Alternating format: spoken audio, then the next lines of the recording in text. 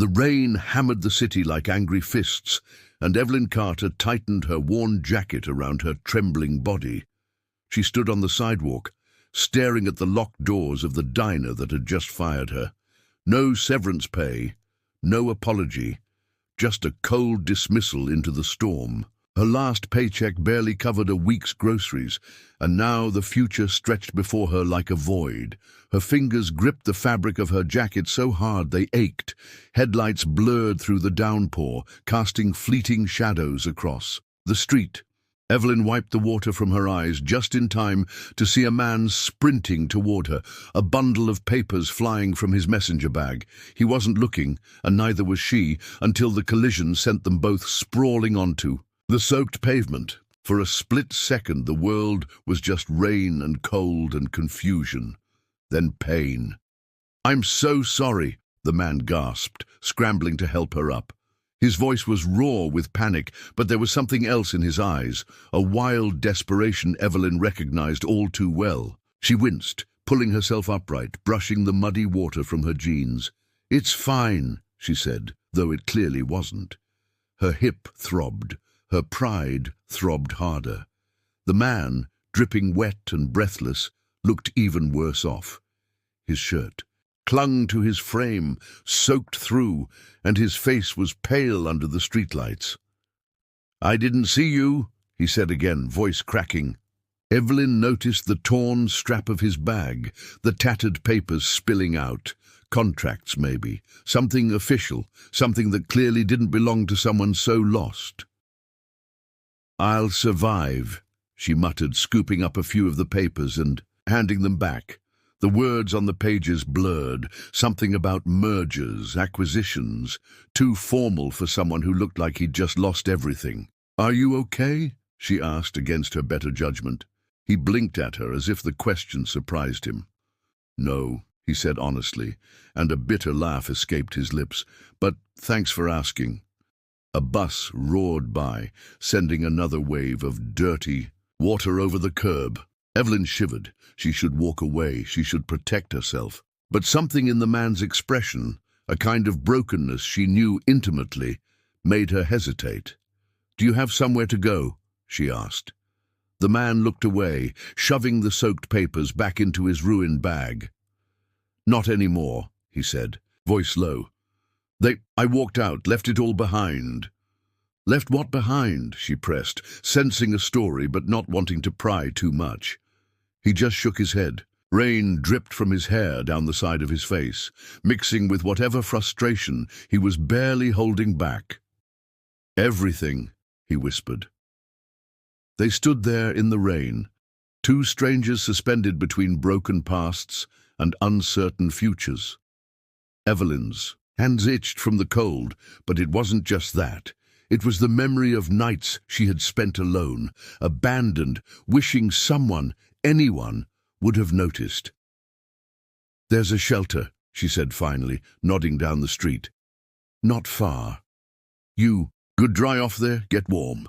The man hesitated. Pride flickered in his tired eyes. "I don't have," he began, but Evelyn cut him off with a small, weary smile. "Neither do I," she said, "but they don't ask questions." He stared at her, something softening. "Thank you," he said, voice hoarse. "I'm Daniel, by the way. Daniel Reed." "Evelyn," she replied. For a moment they just stood there.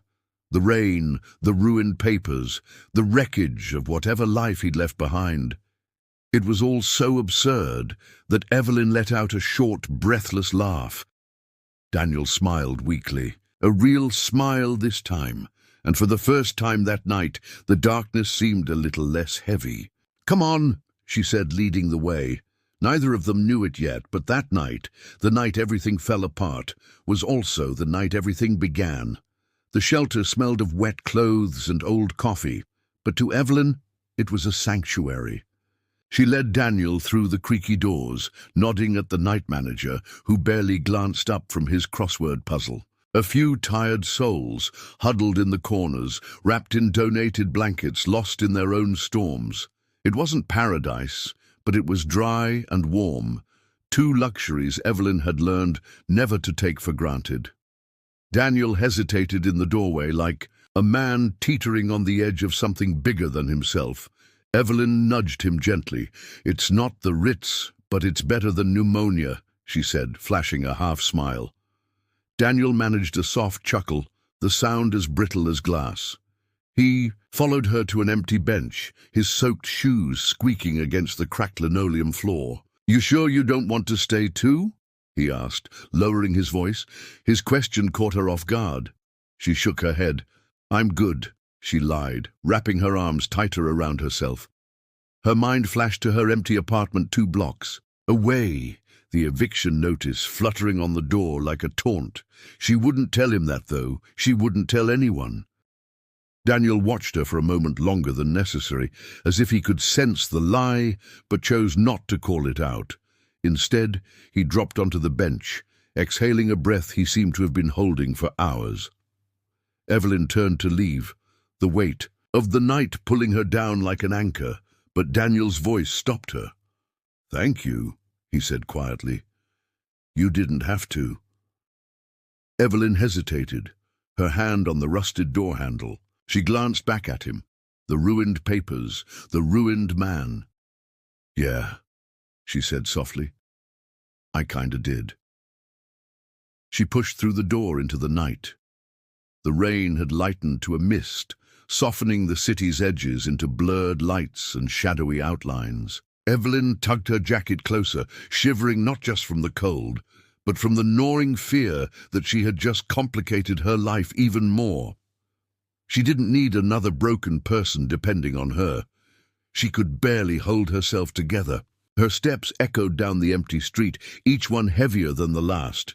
As she rounded a corner, she spotted an old payphone tucked into a graffiti-covered alcove. On impulse, she stepped inside, lifting the receiver even though she had no quarters. She just needed to hear a dial tone, to pretend for a second that someone was on the other end who cared. Static filled her ear. Of course. She hung up and leaned her forehead against the glass, letting herself be small for just a moment. Then, with a sigh, she straightened and kept walking. Her apartment wasn't far, just far enough to feel like a different universe. By the time she pushed open the cracked door to her studio, she was soaked to the bone again. Inside, the space was even colder than outside. Her landlord had cut the heating last week. Evelyn peeled off her jacket, draping it over the single chair, and sat on the bare mattress. The eviction notice fluttered against the doorframe, mocking her. She ripped it down without reading it and crumpled it in her fist. Tomorrow, she promised herself. Tomorrow she would figure something out. The hours dragged by in a haze of exhaustion and worry. Every creak of the building made her jump. Every gust of wind rattling the windows sounded like a warning. Somewhere deep in the night, she found herself thinking about Daniel, about the lost look in his eyes, about the way he hadn't pretended to be okay. There was something brutally honest about him, something she both admired and feared. In a different life, she thought, maybe they could have been friends, maybe more. She pulled an old notebook from under the mattress, her secret habit. Inside, dozens of paper cranes were folded neatly between the pages, each one a silent wish. A wish for hope, for courage, for a better ending than the one life seemed determined to give her. Carefully, she folded a new crane, her fingers working through the motions by muscle memory. On the wing, she scrawled a message in shaky handwriting. Even broken wings can fly. The next morning, Evelyn rose before the sun, her body aching, but her mind stubbornly awake. She tucked the newest crane into her jacket pocket before stepping out into the damp streets. The city smelled like wet concrete and stale dreams, but Evelyn held her chin high. She refused to be one more person the world forgot. At the corner bakery, she used her last few dollars to buy a day-old pastry and a coffee so bitter it made her eyes water. She didn't care. She needed fuel. She needed something in her hands, something warm. As she sat on a splintered bench, Outside, she caught sight of a familiar figure walking down the street, head bowed against the cold. Daniel. He hadn't seen her yet. His bag was still torn, his shoes still soaked through, but there was a strange determination in his stride. Now, a man clinging to some invisible thread. Evelyn felt a pang of something she didn't want to name. Maybe it was hope, or maybe it was just loneliness looking for company. Either way, she stood up and waved. Daniel noticed her only after he had nearly passed by, his eyes lifting just enough to catch the wave of her hand. For a moment, hesitation flickered across his face, as if he were unsure whether he should stop or keep going. Then, almost reluctantly, he changed direction and walked toward her. Evelyn offered a small smile, hoping to bridge the awkwardness between them. "Hey," she said simply, holding out the paper bag with the half-eaten pastry. "You look like you could use this more than I can." Daniel blinked, surprised, but took the bag without protest. He slid onto the bench beside her, the dampness of his clothes seeping into the air between them. The city bustled on around them, oblivious to the silent battle being fought in small, desperate gestures. "Thanks," Daniel said after a beat. He took a careful bite, chewing slowly like he wasn't used to accepting kindness from strangers. Evelyn sipped her coffee, letting the bitter liquid anchor her. Neither of them spoke for a long moment. The world seemed to shrink down to their little corner, two souls adrift in a sea of moving parts. "You didn't have to do this," Daniel said eventually, breaking the silence. His voice was rough, like he hadn't used it much since they parted. "It weighs last night." Evelyn shrugged, feigning nonchalance. "Maybe I didn't. Maybe I just didn't want to be the kind of person who walks past someone who's drowning." Daniel looked at her then, really looked. And Evelyn had the odd sensation that he saw more than she was comfortable revealing. His gaze wasn't invasive, it was searching, like he was trying to decide whether he could trust her.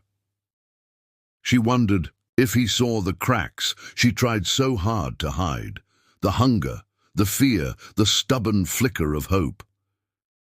"Where are you headed?" she asked, needing to break the tension before it unraveled her completely. Daniel hesitated. "Nowhere," he said finally. "Everywhere." It wasn't a real answer, but Evelyn understood. Sometimes running felt safer than standing still. "You got a plan?" she asked, half joking. Daniel smiled faintly, a ghost of humor crossing his features. "Find a dry place. Figure out the rest later." "Solid," she said, nodding. "Really strategic." Daniel laughed, a genuine sound that surprised them both. For a second, the world didn't seem so heavy. Evelyn tucked a strand of damp hair behind her ear and watched him finish the pastry in a few hungry bites. She thought about asking more. Who he really was, why he looked like a man who had been to war and back, but she knew better than to push. Everyone carried their own ghosts. "You know," Daniel said, brushing crumbs from his lap, "most people wouldn't have stopped. Most people wouldn't have even looked twice." "Yeah, well," Evelyn said, staring at the cracked pavement.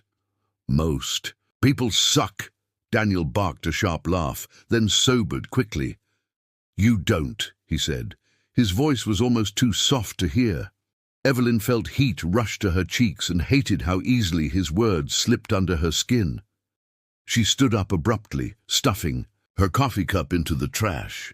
"You'll be okay?" she asked, her tone brisker than she intended. Daniel looked up at her, rainwater dripping from his hair.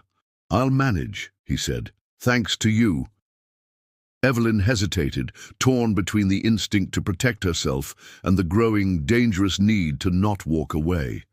In the end, she reached into her jacket pocket and pulled out the tiny paper crane she had folded last night. Without a word, she set it on the bench beside him. Daniel picked it up carefully, frowning slightly at the message scrawled on its wing.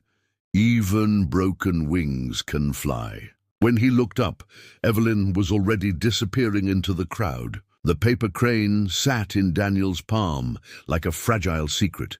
He turned it over, his thumb tracing the delicate folds. Something stirred deep inside him, something he hadn't allowed himself to feel in a long time. Hope. It was reckless, irrational, dangerous, but it was there.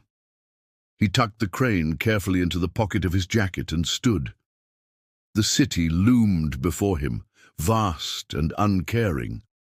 But for the first time in days, maybe weeks, Daniel Reed didn't feel completely alone. And somewhere, deep in the marrow of his bones, he made a decision. He would find her again. He would find a way to deserve her kindness, no matter what it cost. The city wore a different face in the morning light, softer somehow, almost forgiving. Evelyn moved through the streets like a ghost, her mind stuck, replaying every glance, every word she had exchanged with Daniel. She kept telling herself she had done enough. She didn't owe him anything. Yet her steps, almost unconsciously, drifted back toward the shelter where she had left him. When she arrived, the place was already emptying out. People shuffled past her with downcast eyes, carrying plastic bags filled with the remnants of their lives.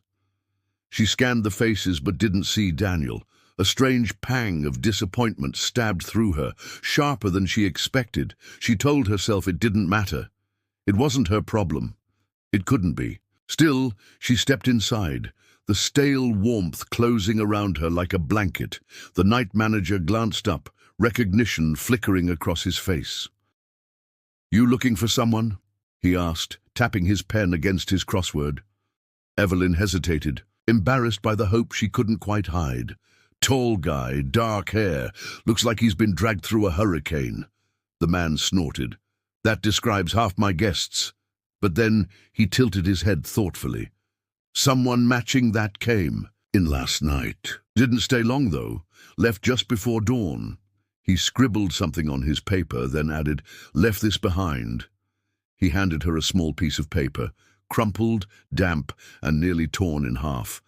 Evelyn smoothed it carefully, her heart skipping as she read the hastily scrawled words. "Thank you for seeing me. No name, no contact, just those few simple, devastating words." Evelyn folded the note neatly and tucked it into her jacket next to the paper crane. She should have let it go, should have walked out, found a job, fixed her own messes. Instead, she found herself wandering the city, eyes scanning every crowd, for a glimpse of him. She didn't find Daniel that day, or the next. Days blurred together in a wash of grey skies and endless rejection emails. Her landlord banged on her door, demanding rent she didn't have. Evelyn responded by locking the door and pretending she wasn't home. She was good at pretending. It wasn't until 3 days later that she saw him again. She was passing a tiny bookstore crammed between 2 towering office buildings when she caught a glimpse of a familiar figure through the window. Daniel sat hunched over a battered table, an open book in front of him, a cup of coffee cooling at his elbow. His clothes were still damp-looking, but cleaner. His hair was combed back loosely. He looked different, lighter, more alive. Evelyn hesitated, unsure whether to intrude. Before she could decide, Daniel glanced up, and their eyes locked. Recognition flashed between them like a spark. Slowly, carefully, he stood and made his way to the door, pushing it open so the little brass bell above it jingled. "I was starting to think I imagined you," he said, a smile tugging at the corners of his mouth. "You're not that lucky." Evelyn shot back, crossing her arms to hide how fast her heart was racing. Daniel laughed, a sound that seemed to genuinely surprise him. He stepped aside, gesturing for her to join him inside. Against her better judgment, Evelyn did. The bookstore smelled like old paper and dreams, a combination she found strangely comforting. They settled back at the small table, the city noise fading to a distant hum beyond the windows. Daniel tapped his fingers lightly on the closed book. "Did you know," he said almost conversationally, "that in some cultures a paper crane is a symbol of hope?" Evelyn arched an eyebrow. "Did you Google that after I left?" Daniel chuckled. "Maybe. Or maybe I just wanted to understand why. A girl would hand a complete stranger something so fragile and then disappear into the night. Evelyn shrugged, but her chest tightened. Maybe I just had a few too many cranes lying around. Daniel studied her like he didn't quite believe her, like he knew there was more under the surface. She didn't like being seen that clearly. It made her feel naked, vulnerable, but with Daniel it didn't feel dangerous, it felt safe. "You saved me that night," Daniel said, voice low. "You don't even know how much." Evelyn shook her head. "I didn't save you. I just gave you a dry place to sit." Daniel smiled sadly. "Sometimes that's all it takes." The moment stretched between them, taut with something unspoken. Evelyn wanted to ask about his past, about why he looked like a man running from something bigger than just a bad night, but she bit her tongue. Daniel Reed was a puzzle she wasn't ready to solve.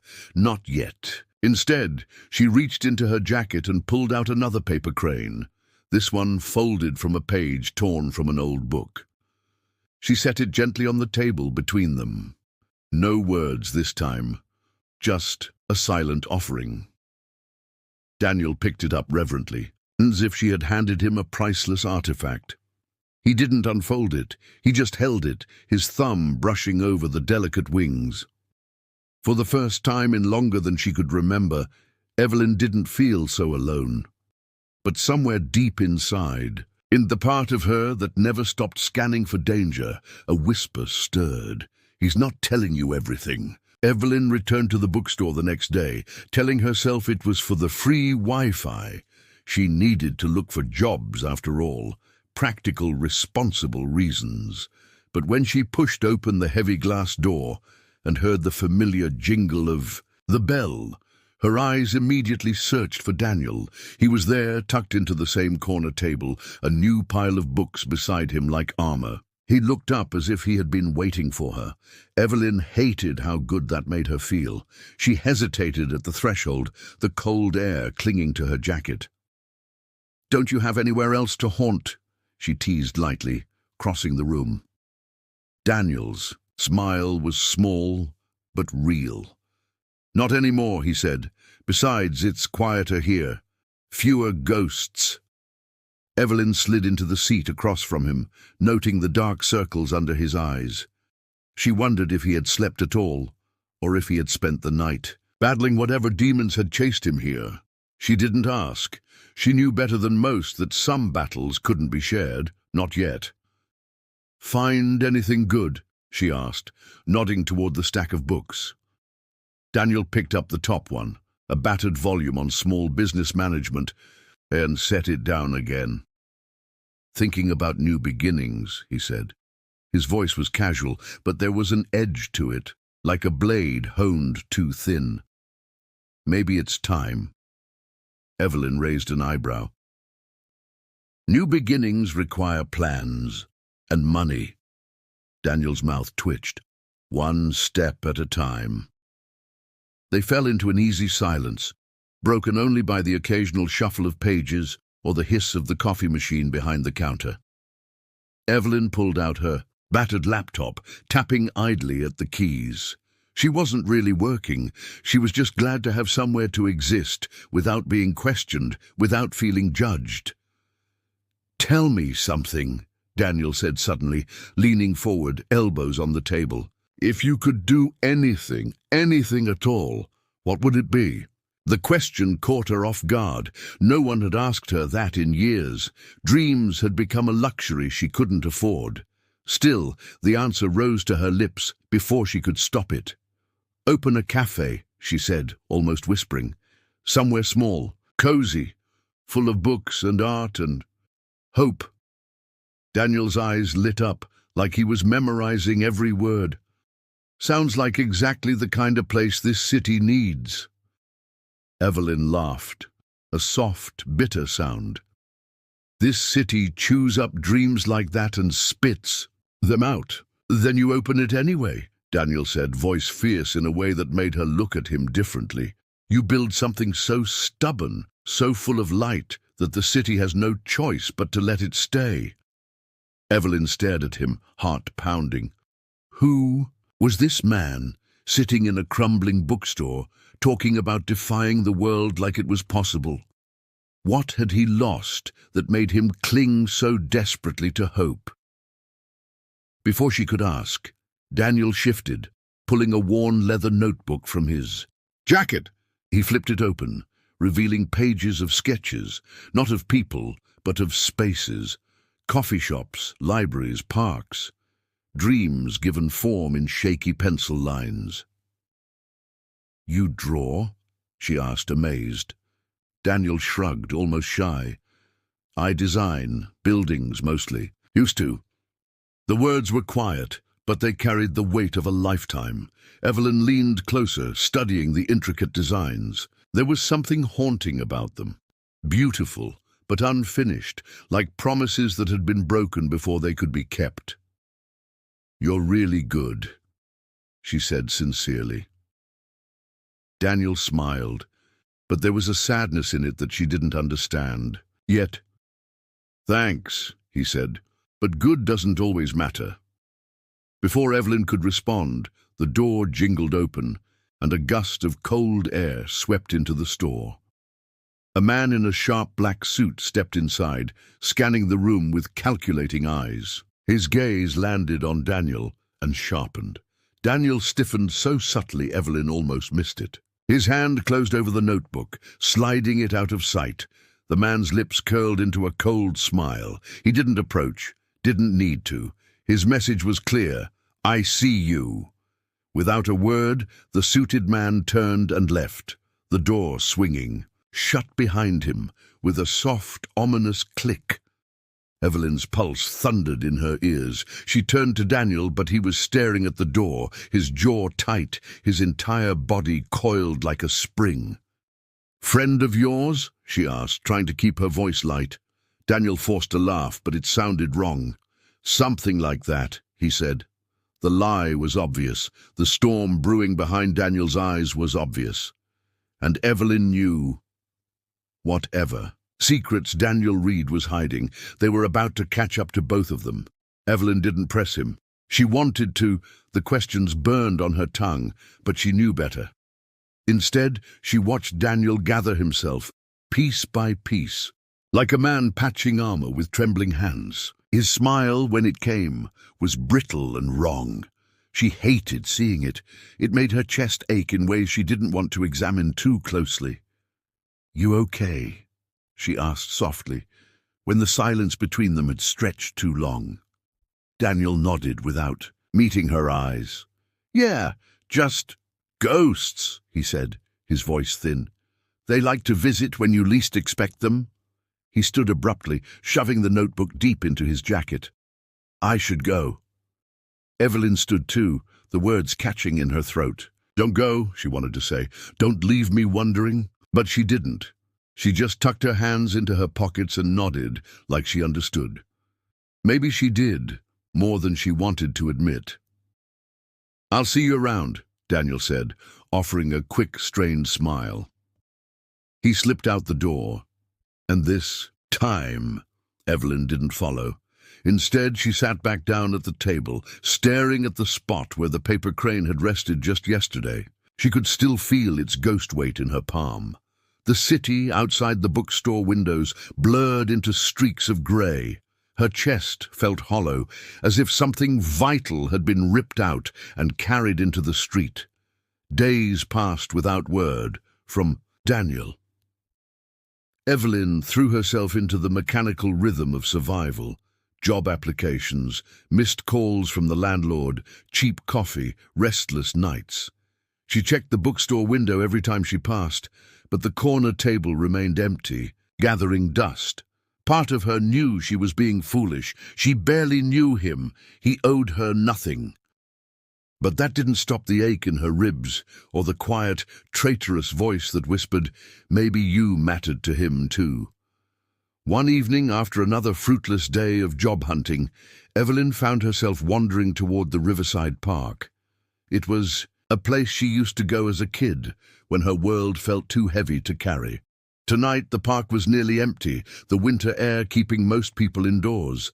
She sat on a bench overlooking the dark water, pulling her jacket tighter against the chill. Her fingers found their way into her pocket, brushing against the edges of the old paper crane she kept there like a talisman. She pulled it out, smoothing the creases with care.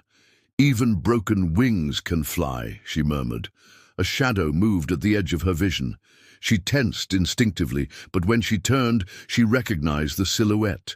Daniel, hunched shoulders, hands stuffed into his jacket, like he'd been walking for miles without direction.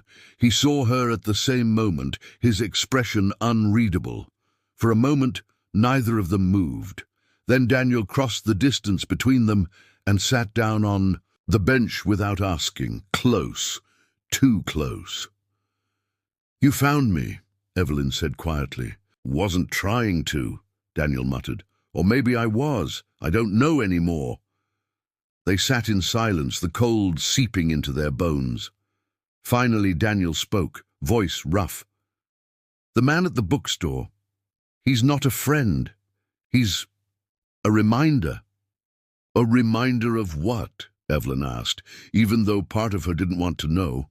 Daniel hesitated, raking a hand through his hair.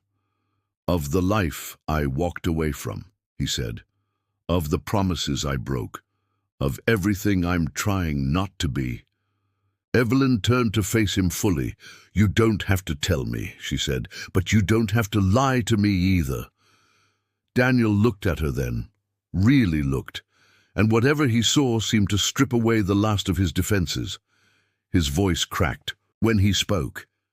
"I wasn't supposed to be here. I wasn't supposed to be this." "This?" Evelyn echoed, confused. "Lost," he whispered. The word hung between them, fragile and dangerous. Evelyn reached into her jacket again, her fingers trembling. She pulled out another crane, smaller this time, folded from the corner of an old map. Without a word, she set it on the bench between them. Daniel stared at it, his throat working. "How do you do that?" he asked. "Do what?" "Keep giving pieces of yourself away like they'll never run out." Evelyn smiled, but it was a sad thing. "Because if I don't, what's the point?" Daniel picked up the crane, turning it over in his hands. "I don't deserve this," he said. "You don't have to," Evelyn said simply. The river whispered against the banks, the city lights flickering in the distance, and beside her, Daniel Reed, a man full of shadows and broken promises, let the weight of her kindness settle over him like a second skin. For the first time, he didn't flinch, but somewhere beyond the park, the life he had tried to leave behind was stirring, and it wasn't finished with him yet. The days that followed blurred together, stitched by a fragile thread of routine. Evelyn and Daniel met almost daily now, in places that felt like they belonged to no one. Forgotten benches, back corners of libraries, coffee shops too small to matter. They spoke in half-truths and silences, building something out of the only currency they had left, presence. Evelyn learned small things about him, that he hated olives, that he could quote entire passages of obscure novels, that sometimes he would look at the horizon like he was searching for a door back to a place he couldn't return to. She didn't press for more. She knew better than to chase ghosts. Daniel, for his part, absorbed every scrap of her story. She allowed him to see her dreams of owning a cafe, her fear of being invisible, the way her hands trembled slightly when she thought no one was watching. He said little, but he remembered everything. Still, a wall remained between them, invisible, but solid. Evelyn could feel it every time Daniel flinched at the sound of a siren, every time his hand tightened around a crumpled paper crane in his pocket. He was a man stitched together by old wounds, and no matter how much she wanted to, Evelyn knew she couldn't heal him unless he wanted to be healed. One afternoon, they sat together in a narrow alley behind the bookstore, sharing a stale sandwich Daniel had somehow talked the cafe owner into giving him. Evelyn took a bite, chewing thoughtfully before asking, "Are you ever going to tell me the real reason you ran?" Daniel froze. the sandwich halfway to his mouth, his jaw clenched. For a long moment, Evelyn thought he might get up and walk away, but then he set the food down carefully, his hands trembling. "I wasn't just running from a bad life," he said finally, his voice a rasp. "I was running from the life everyone else thought I should want." Evelyn frowned, confused. "What does that mean?" Daniel leaned back against the graffiti-covered wall, staring up at the sliver of grey sky above them. "My family, they're not the kind of people you can say no to. They built something, a name, a legacy, and they expected me to carry it. No questions, no choices." He spoke with a bitterness that made Evelyn's chest tighten. "They called it loyalty," he continued, his voice dropping. "I call it a cage." Evelyn watched him carefully. "You left it all behind?" Daniel laughed, but there was no humor in it. You don't leave people like that. You just delay the inevitable." The weight of his words settled heavily between them. Evelyn thought of the suited man in the bookstore, the cold smile, the predatory gaze. She understood now. Daniel wasn't just hiding from a bad memory, he was hiding from an empire. "Are they dangerous?" she asked, voice low. Daniel looked at her then, and in his eyes she saw a flicker of fear he couldn't hide.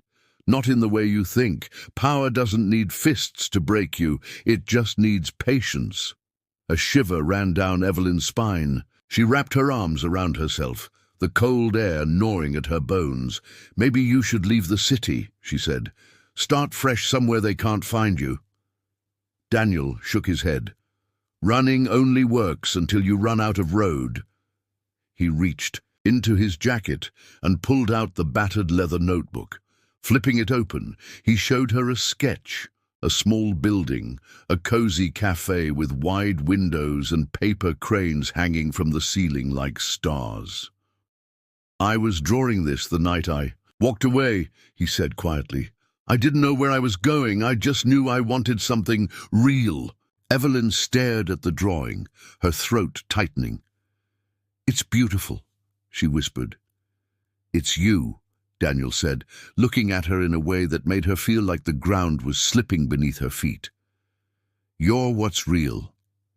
Before she could respond, a sharp sound shattered the moment. A car door slamming somewhere nearby, the metallic click of boots on pavement. Daniel stiffened instantly, every muscle coiling tight. "They're close," he whispered.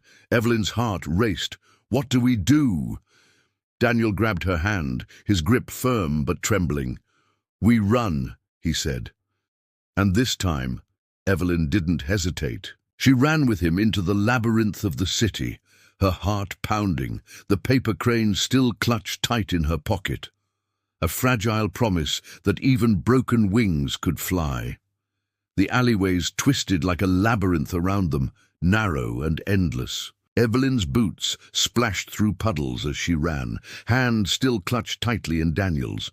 His grip was fierce, almost desperate, like letting go would mean being swallowed by the city itself. The world blurred past in a haze of graffiti-stained, brick and flickering streetlights. "Left!" Daniel barked, yanking her down another alley, just as headlights swept the previous street. Evelyn's lungs burned with the effort of keeping up. Her heart pounded so loudly it drowned out the roar of the distant traffic, the echo of their footfalls, even the fear gnawing at the edges of her mind. They ducked behind a dumpster, pressing their backs to the cold metal, breaths heaving in the frozen air.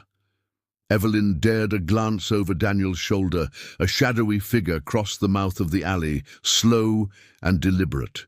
Whoever they weren't in a hurry. They knew how to hunt. Daniel's forehead pressed briefly to hers, grounding her. His voice was a ghost against her ear. "We have to split up. It'll be harder for them to track us both." "No," Evelyn whispered back, fiercer than she expected. "I'm not leaving you." He pulled back just enough to look into her eyes. There was something heartbreaking in his gaze. Gratitude, guilt, fear, all tangled together. "You don't owe me anything," he said. "Maybe not," she said, "but I'm here anyway." A beat passed between them, suspended and fragile. Then Daniel nodded, a tiny, almost imperceptible movement. Without another word, he grabbed her hand again and took off into the night, weaving through the skeletal remains of the city's forgotten corners. They reached an old service tunnel entrance, half buried in trash and grime. Daniel pried the rusted door open, just wide enough for them to slip inside. The darkness swallowed them immediately. Evelyn's hand found the rough fabric of Daniel's jacket and held on tightly. Inside, the air was thick with the smell of damp earth and old oil. Their footsteps echoed off the concrete walls as they moved deeper. Daniel pulled out a tiny flashlight from his pocket, the beam barely strong enough to cut through the gloom. It illuminated just enough to keep them from smashing into the walls, and revealed the maze ahead. "Where does this go?" Evelyn whispered. "Old maintenance routes. Some lead to the subway, some lead nowhere." Daniel's voice was steady, but the tension in his shoulders gave him away. "If we're lucky, we'll find a way out before they find us. And if we're not?" Daniel didn't answer. He didn't need to. They moved carefully now, their earlier adrenaline drained into a cold, sharp focus. Every sound, a drip of water, a distant clatter, made Evelyn's heart jolt. She wasn't built for this. She was built for coffee counters and daydreams, not cat-and-mouse games in the dark. Yet here she was, because of him. Because somewhere deep inside, she had already decided she would rather be lost with Daniel than safe without him. After what felt like hours, they reached a junction. 3 tunnels branched out in different directions, each one as dark and unwelcoming as the others. Daniel hesitated, scanning the grimy walls for some forgotten map, some hint. Nothing. "We have to choose," he said, grim. Before Evelyn could respond, a faint noise drifted down the tunnel behind them. Footsteps, echoing, getting closer. Panic surged through her chest. She grabbed Daniel's sleeve. "Left," she said, not because she knew, but because standing still would kill them faster. Daniel didn't question her. He just moved. They plunged into the leftmost tunnel, the beam of the flashlight jittering wildly with their steps. The air grew colder, the walls narrower. Evelyn stumbled once, catching herself on Daniel's back. He steadied her without breaking stride.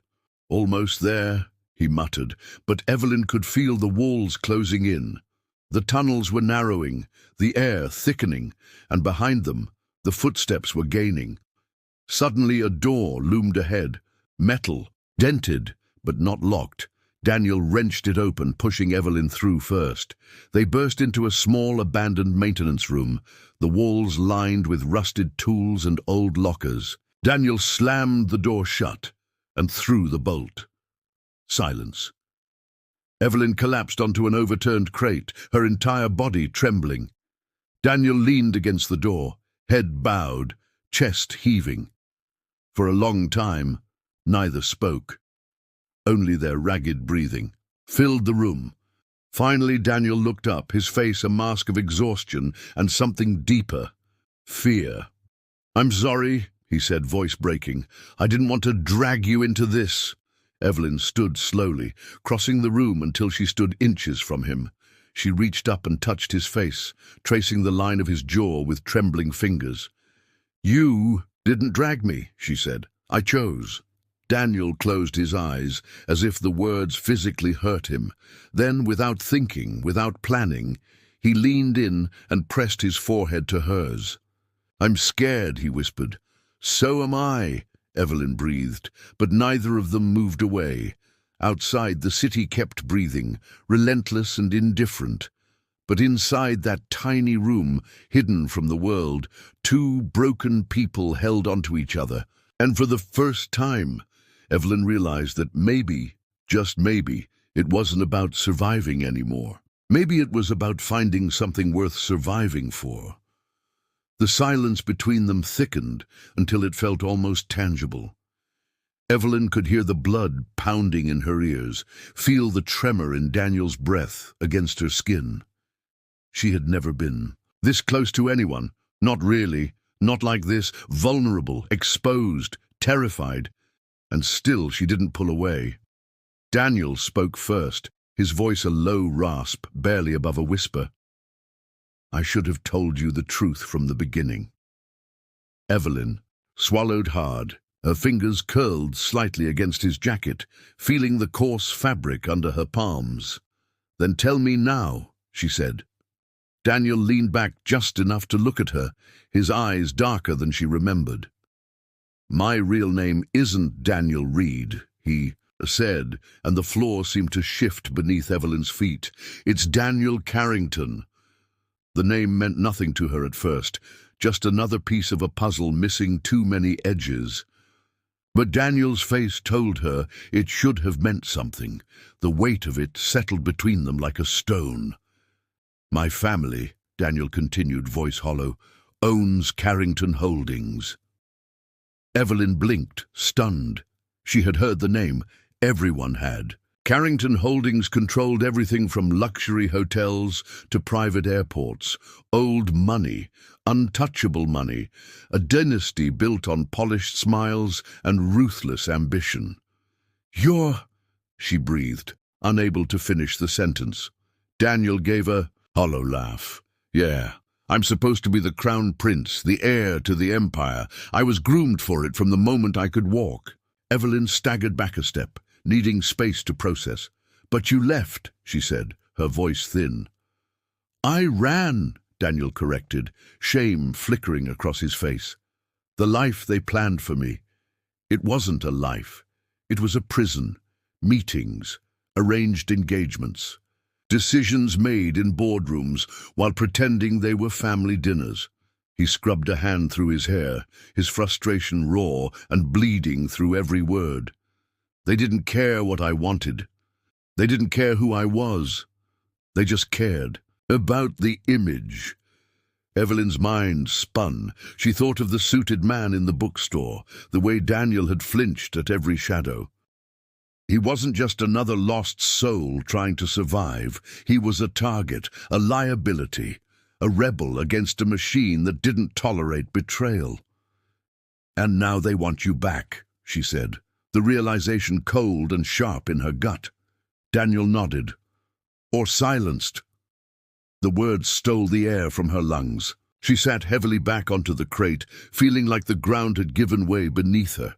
"I should have stayed away," Daniel said. "I should have let you walk away the night we met, but I—" He broke off, closing his eyes tightly. "I was selfish." Evelyn stared at him, heart thudding painfully against her ribs. "You weren't selfish," she said finally, her voice cracking. "You were human." A silence fell between them, heavier now, saturated with everything they couldn't say. Outside, the city continued to move, indifferent, relentless. Inside the crumbling maintenance room, two people sat with their broken truths laid bare, no more lies left between them. "I'm scared," Daniel admitted again, softer this time. "So am I," Evelyn whispered, echoing him. For a long moment, they just sat there, not touching, not speaking, just breathing together, holding on to the thin thread that tethered them to each other and to the fragile hope that maybe, just maybe, this wasn't the end. When Daniel finally moved, it was slow, deliberate. He reached into his jacket and pulled out the first crane she had given him, the one with the words scrawled on its wing. "Even broken wings can fly," he read aloud, his voice shaking. Evelyn's throat tightened painfully. "You believed that," Daniel said, "even when I didn't." She blinked rapidly, willing the tears not to fall. "I still do," she whispered. He reached for her hand, hesitant, almost reverent. And when she didn't pull away, he twined their fingers together, grounding himself in her touch. "I don't know how to fight them," he said. "Not the way they fight." "You don't have to," Evelyn said, her voice firm despite the fear clawing at her. You just have to survive. We just have to survive. Daniel looked at her like she was a miracle he didn't deserve, and maybe he didn't. But he had her anyway. For tonight, that was enough. Tomorrow the world would come for them, but tonight they had each other. Morning came harsh and unforgiving. A pale, colorless light seeped through the cracks in the maintenance room door, casting everything in. A sickly gray.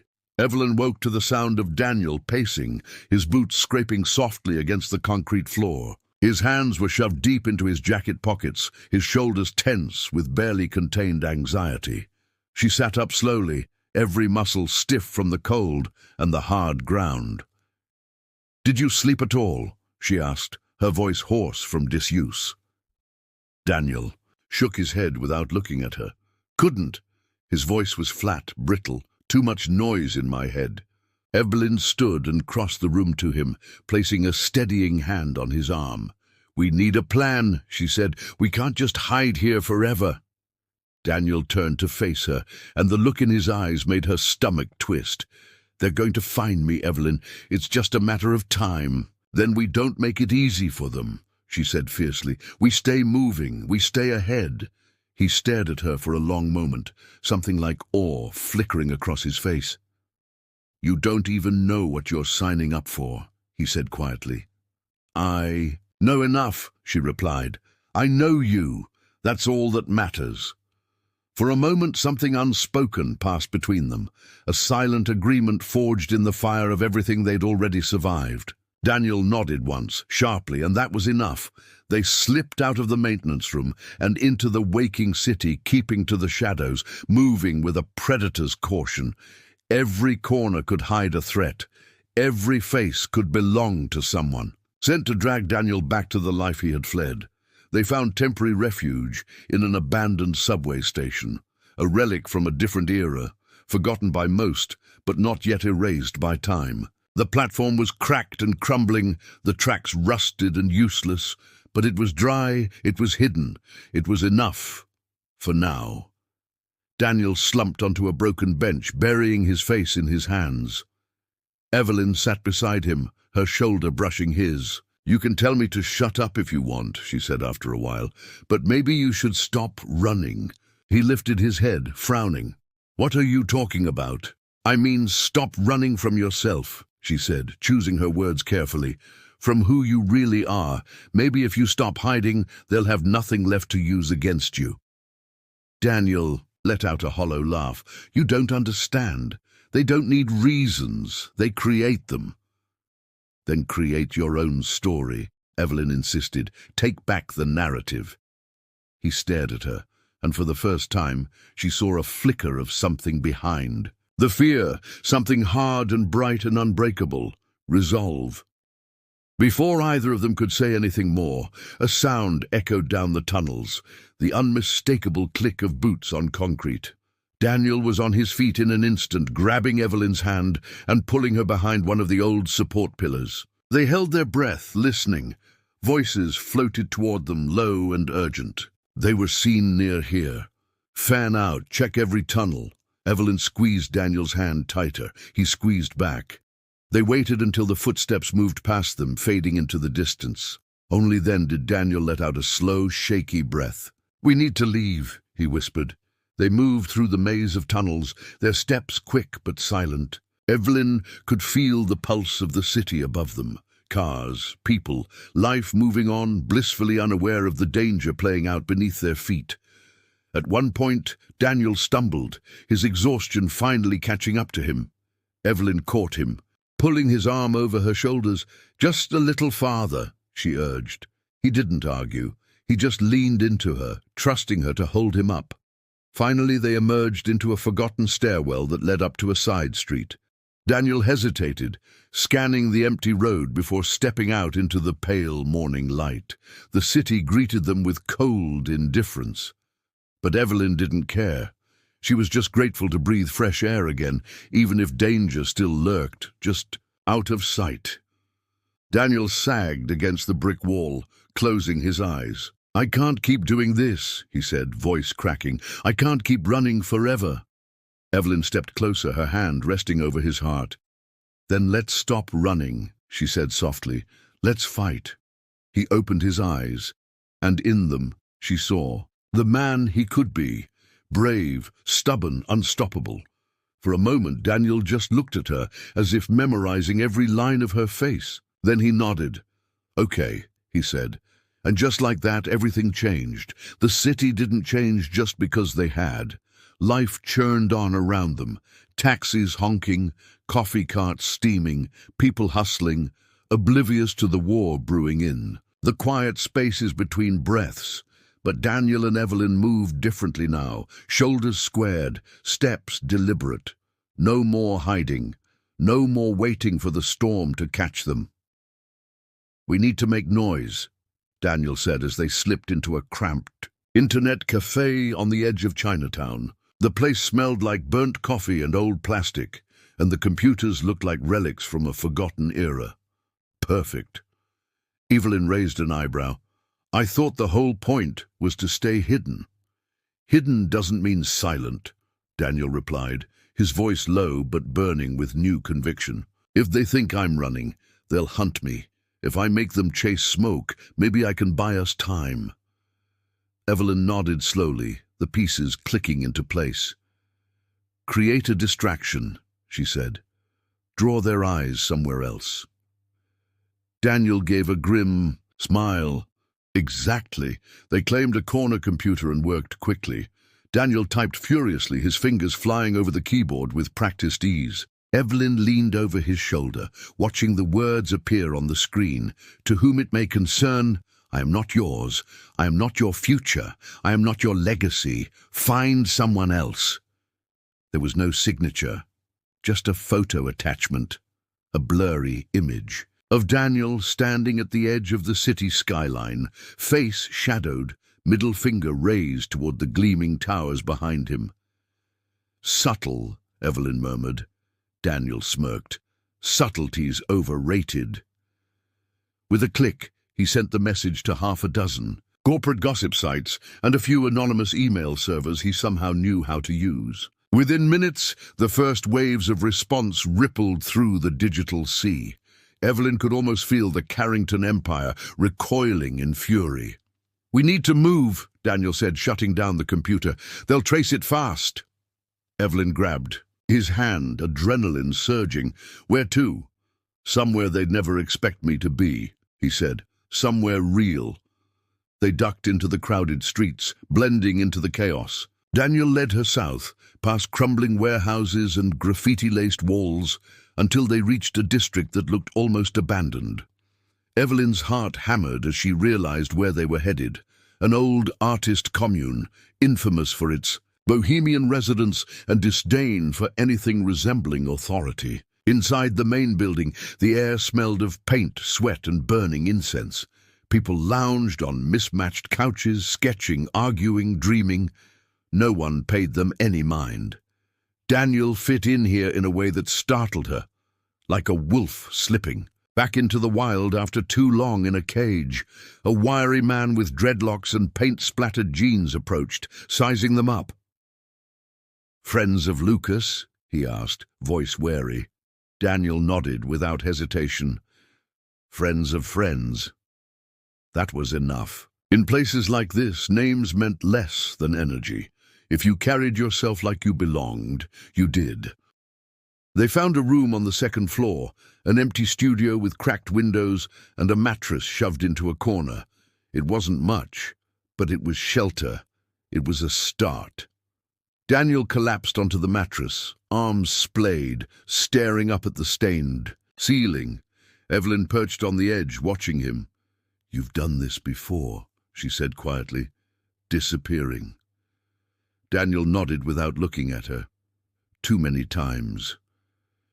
"But this time's different," Evelyn said. He turned his head, meeting her gaze. "Yeah, because this time, I'm not alone." The admission hit her harder than she expected. She reached out, brushing a strand of hair from his forehead. Daniel closed his eyes at the touch, something easing in his face that made him look younger, almost boyish. "You know they'll hit back, right?" Evelyn said, voice barely above a whisper. "I'm counting on it," he replied, a glint of something dangerous and thrilling flashing in his eyes. The sun dipped lower outside, casting long golden shadows across the floor. For the first time since meeting Daniel, Evelyn felt not fear, but something fiercer burning in her chest. Hope, not the soft kind whispered into the darkness, the kind forged in fire. They were still outnumbered, still hunted, still fragile. But together they were no longer powerless, and that made them dangerous. The first blow came faster than either of them expected. The next morning, the headlines screamed across every tabloid and business site. Carrington, heir gone rogue. Insider claims fraud, rebellion, mental breakdown. Evelyn stared at the cracked phone screen, her hands trembling slightly. They didn't just want Daniel back. They wanted to destroy his credibility, his sanity, everything that made him human to the world. Paint him as unstable, broken, easier to erase that way. "They're scared," Daniel said, sitting on the mattress, eyes hollow but steady. "Scared people smear what they can't control." Evelyn sat beside him, the old springs creaking under her weight. "It's working," she said, voice thick with anger. "People believe it."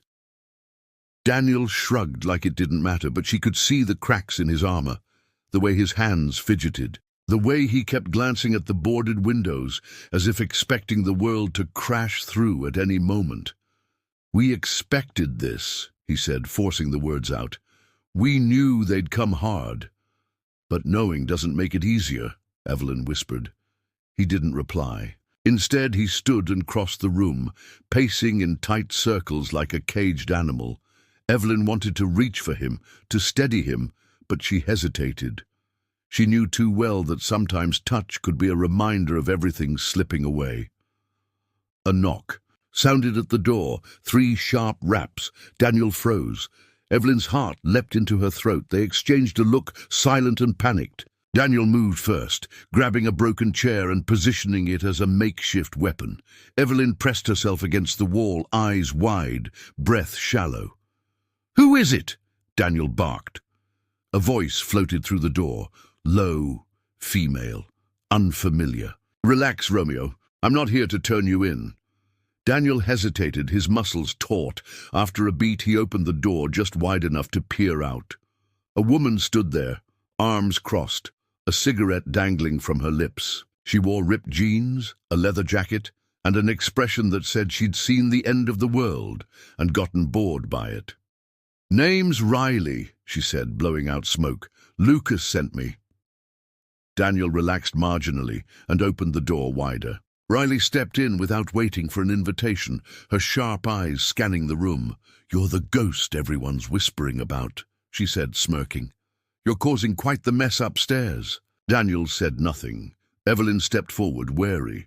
"Why are you here?" Riley snuffed out her cigarette on the heel of her boot. "Because you're about to be very popular.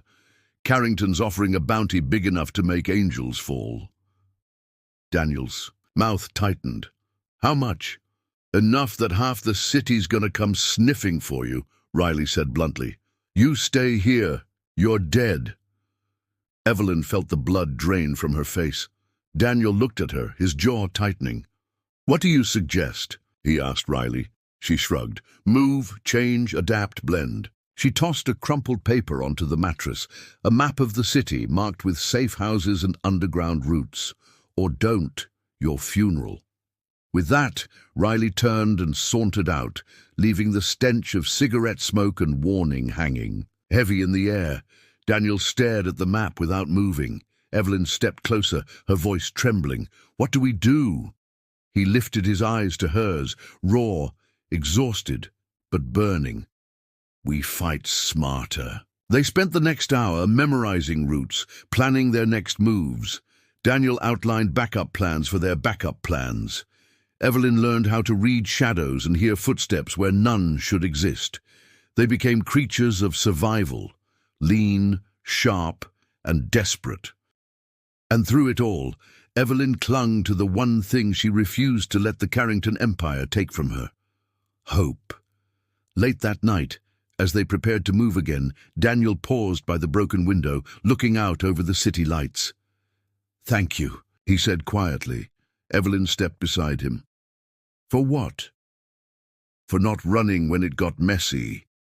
She smiled, a sad, tired thing. "Messy's all I've ever known." Daniel turned to her, and in the dim light, Evelyn saw him. Not the heir, not the fugitive, but the man, bruised but unbroken, terrified but still standing. "I'm not losing you," he said fiercely. "Then don't," she whispered. And with that fragile promise hanging between them, they slipped back into the night, together, against the world. They moved like ghosts through the city's underbelly, slipping from one safe house to the next. Each stop brought them only hours of rest before they were forced to move again. Carrington's reach was longer than they had feared. News vans prowled the streets. Flyers with Daniel's face, blurred and unflattering, were taped to lampposts and subway walls. Evelyn watched Daniel deteriorate under the pressure, his shoulders hunched lower. His smiles, rare already, disappeared completely. At night, when he thought she was asleep, she heard him whispering apologies into the darkness, as if trying to bargain with a god that had long since stopped listening. She hated it.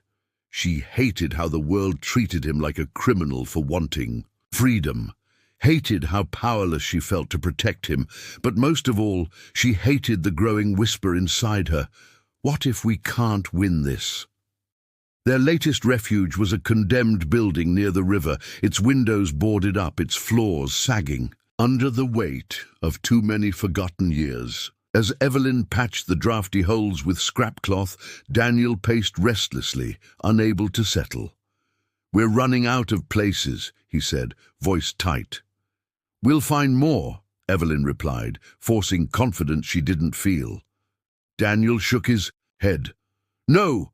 We're running out of time!" She crossed to him, grabbing his hand. "Then we make time." Daniel stared at her, and in his eyes she saw the war waging inside him.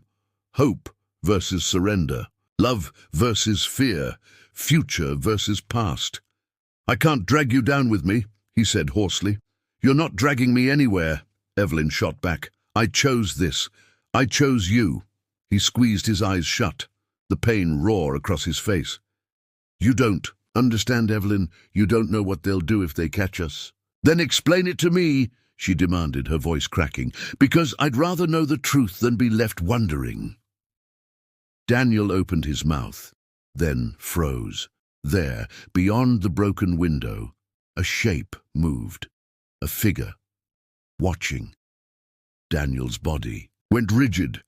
Evelyn followed his gaze and saw the glint of something metallic catching the moonlight. "Gun." "No time," Daniel rasped. They moved in a blur, grabbing what little they had, a backpack, a map, each other. They raced down the sagging stairwell, their footsteps thunderous in the empty shell of the building. Shots rang out. Wood splintered around them as they ducked and ran, heartbeats thudding like war drums. Evelyn gripped Daniel's hand so tightly, her fingers ached. She didn't dare let go. Out into the freezing night air they burst, sprinting through the skeletal streets. No time to think, no time to plan, just move. The city blurred around them. Grey concrete, neon signs, the stink of exhaust and fear. Somewhere behind them, footsteps pounded in pursuit. Shouts tore through the night. Evelyn's lungs burned. Her legs screamed. Still she ran. Daniel pulled her down an alley, vaulted a chain-link fence, dragged her after him. They stumbled through a labyrinth of dumpsters and broken glass, ducking behind crumbling walls and rusted-out cars. At last, breathless and bleeding from a cut across his forehead, Daniel hauled them into a narrow service door behind a boarded-up market. He slammed the door shut, bracing it with a metal pipe.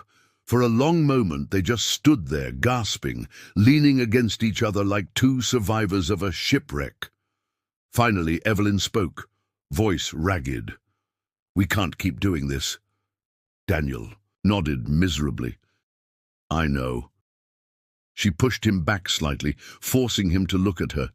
Then we fight. He stared at her, lost. How? She took a shuddering breath. We expose them. Daniel blinked. What? Your family, she said. The whole Carrington empire. Their lies. Their crimes. Whatever dirt they have, we find it. We drag it into the light. Daniel shook his head, panic rising. Evelyn, you don't know what you're suggesting. They're monsters. They'll try to crush us, she interrupted fiercely. But we're already broken. They can't break what refuses to die.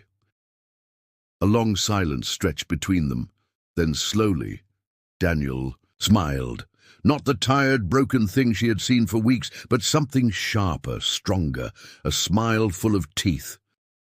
All right, he said, voice low and dangerous. Let's burn them down. And somewhere deep inside her battered, bleeding heart, Evelyn knew. They had just declared war. The plan formed between them like lightning, quick, reckless, born from desperation. Evelyn knew it was crazy, suicidal even, but survival had stripped them of the luxury of fear. All they had left was each other, and the truth they refused to let die in the shadows. Daniel led her to a contact he barely trusted, an old journalist named Marcus Vane, a man exiled from the mainstream press for digging too deep into corporate scandals. They found him nursing a whiskey at a dive bar that smelled like lost dreams. Marcus listened without interrupting as Daniel laid everything bare, names, dates, dirty dealings buried under layers of Carrington gloss. His hands trembled slightly as he lit a cigarette, smoke curling around his weary face. You're insane, Marcus said when Daniel finished. You know that, right? Daniel's mouth twisted into a grim smile. Insanity's relative. Marcus leaned forward, his voice dropping. You're not just poking the bear, kid. You're setting its fur on fire. Good, Evelyn said coldly. For a beat, Marcus just stared at them. Two broken kids declaring war against an empire. Then he laughed, a sharp bark-like sound, and stubbed out his cigarette. All right, I'm in. They spent the night digging deeper, hacking through old files, connecting dots the Carrington family had buried years ago. Evelyn's head swam with numbers, names, scandals that would topple lesser dynasties, illegal acquisitions, bribes, silent settlements, and, buried deepest, threats and coercion to eliminate anyone who dared to step out of line. Daniel's hands shook as he uncovered a folder labeled simply D. Carrington, Containment Strategy. Inside were emails, contracts, psychological evaluations, plans to institutionalize him if he refused to comply with the family's wishes. Strip him of autonomy, discredit him permanently. Evelyn watched his face pale as he scrolled through the evidence of how little his life had ever really belonged to him. I was never their son, he whispered, voice hollow, just a product. Evelyn touched his arm gently. You're more than what they tried to make you. Daniel closed the laptop with a finality that felt like the slamming of a coffin lid. We take this public, he said, his voice iron. Marcus nodded, already pulling out a battered recorder. We do this now, before they find us. They recorded everything, Daniel's testimony, the files, the timeline. Evelyn sat beside him, holding his hand under the table, grounding him every time his voice faltered. When they finished, Marcus promised to have the exposé live by dawn. There's no turning back after this, Marcus warned. We never intended to, Daniel said. They left the bar before first light, stepping into a world that still spun obliviously. Around them, Evelyn felt the weight of the coming storm settle over her shoulders, but she welcomed it. They were finally taking control. They headed back to the crumbling artist commune where it had all begun. As they crossed the threshold of the familiar building, a strange peace fell over Evelyn. No matter what happened next, they had chosen, and their path. In the half-light of early morning, Daniel turned to her, his face a canvas of exhaustion and defiant hope. Thank you, he said simply. For what? she asked, voice catching. For seeing me, he said, when everyone else only saw what they wanted me to be. Tears burned behind Evelyn's eyes. She reached into her jacket pocket and pulled out the very first paper crane she had ever made, the one she had always kept for herself, too afraid to give away. She placed it carefully in Daniel's hand. He opened the tiny wings, reading the faded words written inside. You are enough. Daniel's breath hitched. His hand closed around the crane like it was something sacred. You always were, Evelyn whispered. For a long moment they stood in the stillness, wrapped in a fragile, indestructible kind of love. Then Daniel leaned in and kissed her. Not a desperate kiss, but one full of promises, full of everything they had fought to claim as their own. The city beyond the windows shimmered with the first light of day. Somewhere in the chaos, the first sparks of revolution were catching fire. Tomorrow, the world would burn, but tonight they stood together, unbreakable. The city woke slowly, oblivious to the match already lit beneath its foundations. Evelyn sat beside Daniel in the dim light of the commune, their hands twined together. As the first pings hit Marcus's encrypted phone, alerts, messages, headlines, it had begun. Breaking. Carrington Empire under investigation following whistleblower leak. Daniel stared at the screen, unmoving. Evelyn could feel the tremor running through his body, fear, relief, terror, hope. A symphony of emotions crashing against each other inside him. They know, he said, voice barely a whisper. They can't undo the truth, Evelyn said firmly. It's too late. Outside, sirens wailed. Not for them, not yet, but the city's. Heartbeat had quickened. Journalists swarmed Carrington properties. Protesters gathered, waving signs and chanting slogans. It was chaos. It was beautiful. Daniel's phone buzzed violently. Unknown number. He answered without thinking, holding the device to his ear with a shaking hand. Evelyn watched him, her heart in her throat. For a long moment there was only silence. Then a voice, low, venomous, slithered through the speaker. You think you've won, boy? You're nothing. A blip. A mistake. Daniel's face went slack. With fury and fear. You will regret this, the voice hissed. You will watch everything you love turn to ash. The line went dead. Daniel dropped the phone like it had burned him. His chest heaved. Evelyn moved instantly, wrapping her arms around him, holding him together with sheer force of will. They can threaten all they want, she whispered into his ear. It's over. Daniel pressed his forehead against hers, drawing strength from her touch. I'm scared, he confessed again, voice breaking. So am I, she admitted, tears blurring her vision. But that doesn't mean we stop. Around noon, Marcus arrived at the commune, grinning like a madman. You two just made history, he crowed, waving a stack of printed articles. Every major network is running the story. Authorities are opening formal investigations. Public sentiment's turning. Evelyn let out a shaky laugh, half disbelieving. Daniel just sagged into the couch, overwhelmed. They'll still come after us, he said. Probably, Marcus agreed, but it won't be as easy now. Too many eyes watching. For the first time, Evelyn saw a crack in the invincibility of the Carrington name. Real, tangible cracks. No matter what happened next, the Empire had been wounded deeply. Daniel stood, his movements slow but deliberate.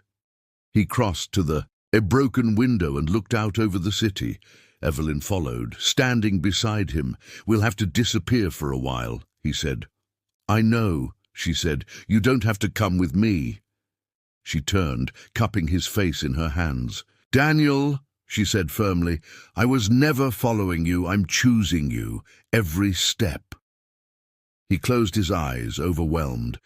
When he opened them, something had shifted.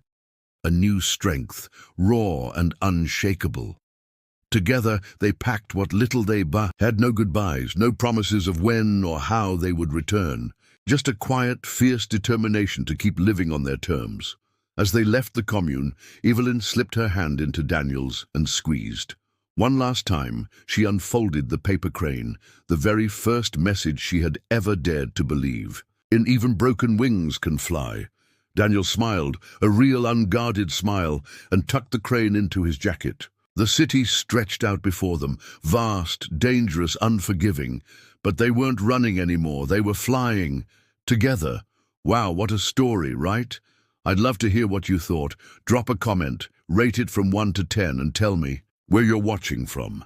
And hey, don't forget to subscribe and check out the other stories we have on the channel. There's so much more waiting for you.